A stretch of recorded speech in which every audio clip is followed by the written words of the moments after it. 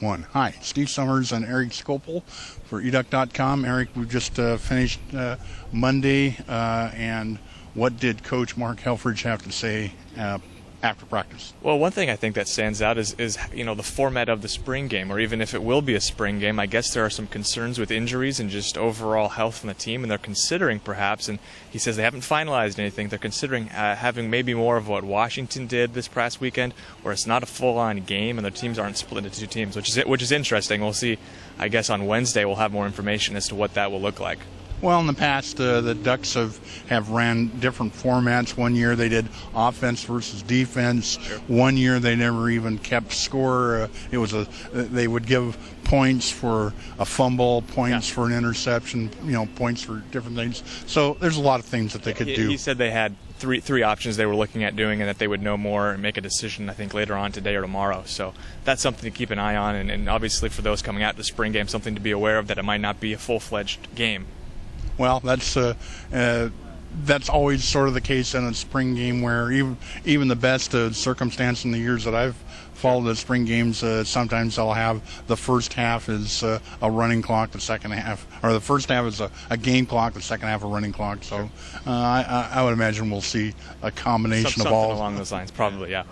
Right. Okay, now, football-wise, did Helfrich have anything to say concerning what's going on with the team? Not a whole lot. I think someone asked him, I kind of stumped him and asked him what the overall improvements of the team have been so far this spring. I'm not sure he gave a great answer, but I think with besides the injuries, which sound like they're maybe more of a concern than we were led to believe, it sounds like he's been pretty positive in terms of where the team has actually performed so far this spring. Now, a little plug for your gig with the Portland Tribune. You're going to be writing a story this week for the Tribune, which will come out on newsstands in the Portland area on Thursday. So Thursday and Friday you'll be able to read Erik Skopil in the Portland Tribune. But this week you're talking about Coach Ron Akins, I believe, in the transition from the NFL to college. What did just to preview your story coming up?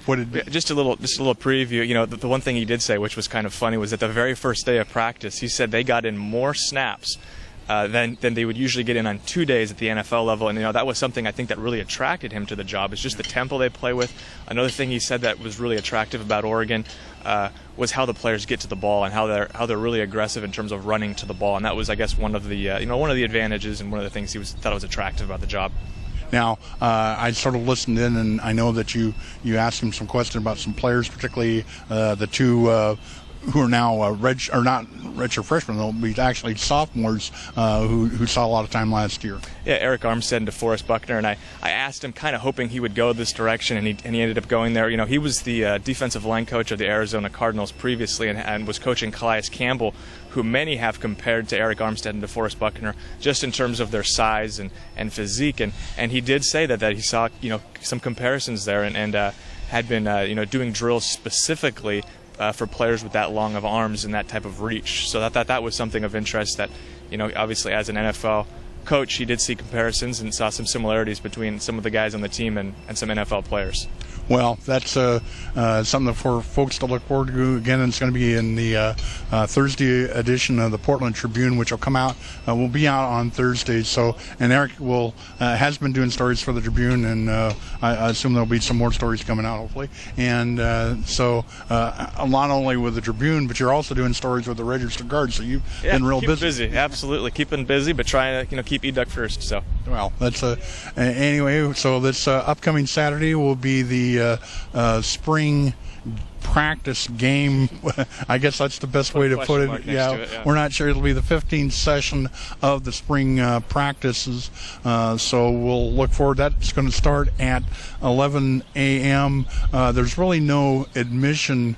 It's they requested if you can bring by some canned food articles for the food drive that they do every year.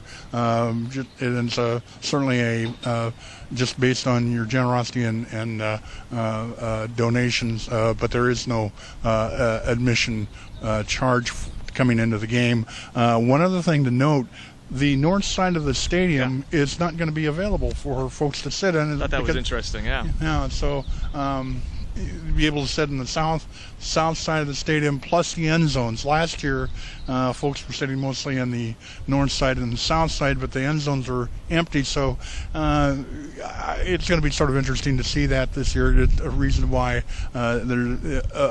the north side's not available, because they're doing work over on that side. So anyway, we'll look forward to this Saturday, and hopefully we'll have some more things to say about how the Ducks look on the field. This will be our first time to actually time to see the Ducks in action. So until then, this is Steve Summers along with Erik Skopil for educ.com.